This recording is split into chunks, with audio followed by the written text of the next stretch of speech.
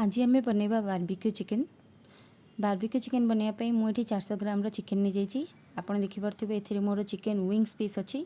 Wings piece बहुत सुंदर लगी था बारबिक्यू चिकेन बनला बेले। मो चिकेन को भल भाव धोई देती।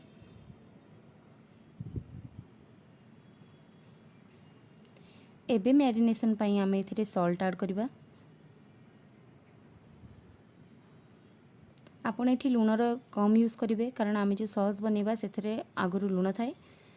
एवं आम एथेर ऐड करवा किछि चिली पाउडर। मुझे 1.5 चामच पाखापाखि चिली पाउडर नहीं जाइए। एवं soya sauce. Soya sauce ether बहुत सुंदर टेस्ट ऐड करिवो। आपण सोया सॉस निश्चय ऐड करेंगे एथेर। एवं किछि मु ऐड कली एथेर गोलमरीच गुंड बा ब्लैक पेपर पाउडर। आपको आबे भल भाव मिसाई मैरिनेशन पाई आधा घंटा रु घंटाए पर्यंत रखीदबा। एबे देखंतु घंटा हो जाइए मको फ्रिज रे रखी देइथिली। एबे आमे ए बैटर तैयारी करबा। बैटर पाई मुठी नेइची किछि मैदा। मो पाखरे 4 रु 5 चामच मैदा अछि। एवं एथिरे मु ऐड करूची 3 रु 4 चामच कॉर्नफ्लोर। एथिरे मैं पुणी ऐड करबा ब्लैक पेपर पाउडर और अल्प किछि मात्रा रे लूण ऐड करबा। एबे याको भल भाव मिसई दियंतु जेमती कि लूण और ब्लैक पेपर सब मिसी जिवो मैदा एवं कॉर्नफ्लावर संगे।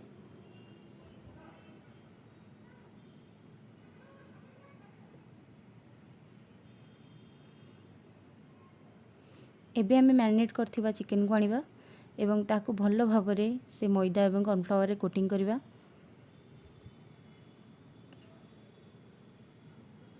देखंतु भल कोटिंग हो गला। एवं जो एक्स्ट्रा लगी से मुझे झाड़ीदेली जोटा कि तेल आमर नष्ट करनी। एमती करी आपण गोटे पर गोटे पीस को भल भाव ए बैटर रे चढ़ीदेवे।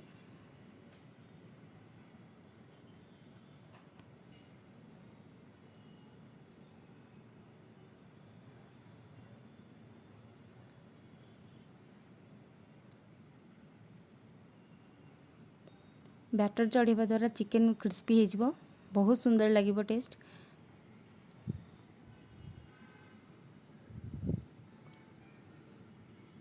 एवं मु गैस ऑन कर दूची एवं मु एथिरे मो फ्राइंग पैन बसई देबी। फ्राइंग पैन गरम हो सारा पर मुझे रिफाइन तेल ऐड कर देची एवं गोटे गोटे करी आमे बैटर रे चढ़ी चिकेन को एथिरे फ्राई करदबा।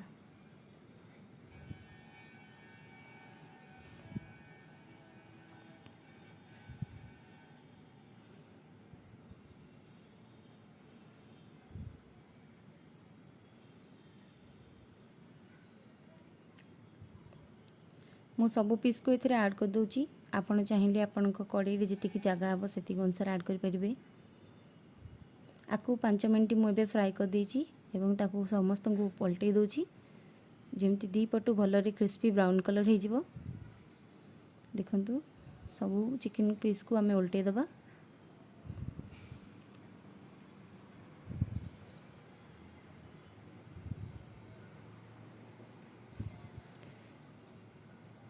पाँच रु 7 मिनट हो जाइए। एबे मु जो पीसुरा को प्रथमे पकई थी ताकू धीरे धीरे करी काढ़ीदेवी। जो पीस गुरा भल बड़ पीस थी आपन ताकू चेक करेंगे सी क्रिस्पी भल भाव ना नहीं भल ब्राउन कलर हो ना नहीं।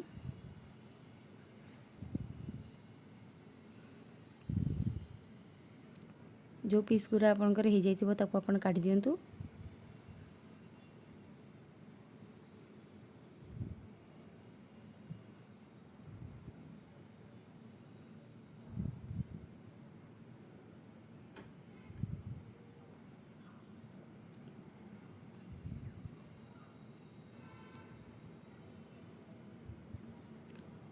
चिकेन बहुत क्रिस्पी देखा जाउची आपण देखि परथिबे।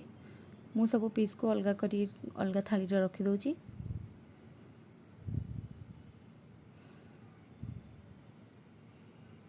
एमती भाव में आपण सब चिकेन पीस को काढ़ी देबे।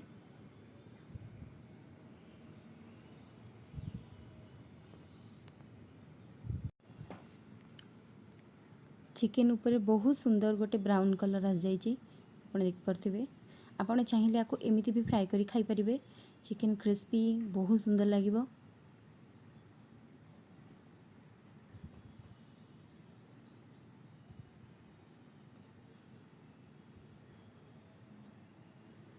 ଆମେ ସବୁ ପିସ୍କୁ ତେଲରୁ କାଢ଼ିଦେବା।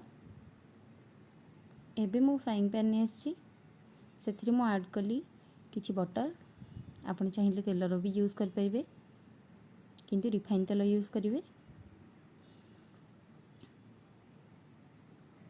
ବଟର୍କୁ ଭଲ ଭାବରେ ଆମେ ଆଗେ ତରଳେଇ ଦେବା।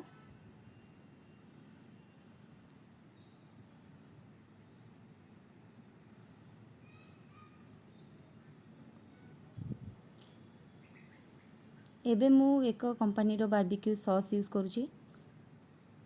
ଏଥିରେ ଦେଖନ୍ତୁ ମୋ ପାଖରେ 7 ରୁ 8 ଚାମଚ ବାର୍ବିକ୍ୟୁ ସସ୍ ଅଛି। ଆପଣ ବଜାରରେ ଯେକୌଣସି ବ୍ରାଣ୍ଡର ବାର୍ବିକ୍ୟୁ ସସ୍ ୟୁଜ୍ କରିପାରିବେ। ଏବେ ଆମେ ବାର୍ବିକ୍ୟୁ ସସ୍କୁ ଆଉ ବଟର୍କୁ ଭଲ ଭାବରେ ମିଶାଇଦେବା। ଏଥିରେ ଏବେ ଆମେ ଆଡ଼୍ କରିବା ଗୋଟେ ଫୁଲ୍ ଚାମଚ ହନି ବା ମହୁ।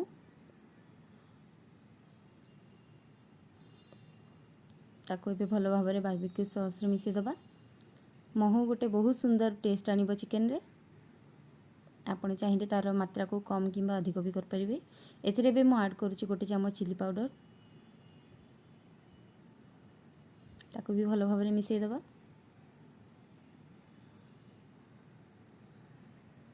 ଏବେ ଆମେ ଛାଣିକି ରଖିଥିବା ଚିକେନ୍କୁ ଆଡ଼୍ କରିଦେବା। ଚିକେନ୍କୁ ଭଲ ଭାବରେ ବାର୍ବିକ୍ୟୁ ସସ୍ରେ ମିଶାଇଦେବେ, ଯେମିତି ଚିକେନ୍ ଗୋଟେ ବହୁତ ଭଲ କୋଟିଂ ଆସିଯିବ ବାର୍ବିକ୍ୟୁ ସସ୍ର ଚିକେନ୍ ଉପରେ। ଏବେ ଦେଖନ୍ତୁ ମୁଁ ଆକୁ 2 ମିନିଟ୍ ପର୍ଯ୍ୟନ୍ତ ଫ୍ରାଇଂ ପ୍ୟାନ୍ରେ ସତେ କରିଦେଲି। ବହୁତ ସୁନ୍ଦର ବାର୍ବିକ୍ୟୁ ସସ୍ ଚଢ଼ିଯାଇଛି ଚିକେନ୍ ପିସେସ୍ ଉପରେ।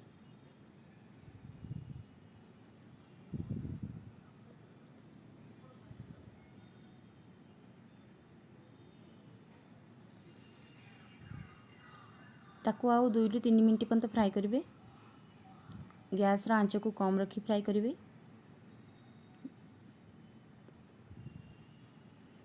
ଏବେ ମୁଁ ଗୋଟେ ପ୍ଲେଟ୍ ନେଇ ଆସିଛି, ଏଥିରେ ମୁଁ ବାର୍ବିକ୍ୟୁ ପିସେସ୍କୁ ସଜେଇଦେବି।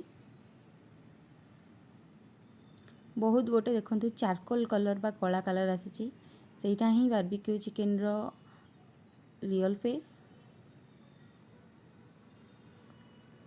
ଏବେ ଆମେ ଆକୁ ଉପରେ ଆଡ଼୍ କରିବା ଆମେ କିଛି କଟା ହେଇଥିବା ଧନିଆ ପତ୍ର ବା କୋରିଏଣ୍ଡର ଲିଭ୍ସ। ଚିକେନ୍କୁ ଆଉ ଗୋଟେ ସୁନ୍ଦର ଟେଷ୍ଟ ଆଉ କଲର୍ ଆଣିବା ପାଇଁ ମୁଁ ଉପରେ ଆଡ଼୍ କରୁଛି କିଛି ରାଶି ବା ସେସମି ସିଡ୍। ସେସମି ସିଡ୍ର ଟେଷ୍ଟ ବହୁତ ଭଲ ଲାଗେ। ଆପଣ ସେସମି ସିଡ୍ର ୟୁଜ୍ ନିହାତି କରିବେ ଏଥିରେ।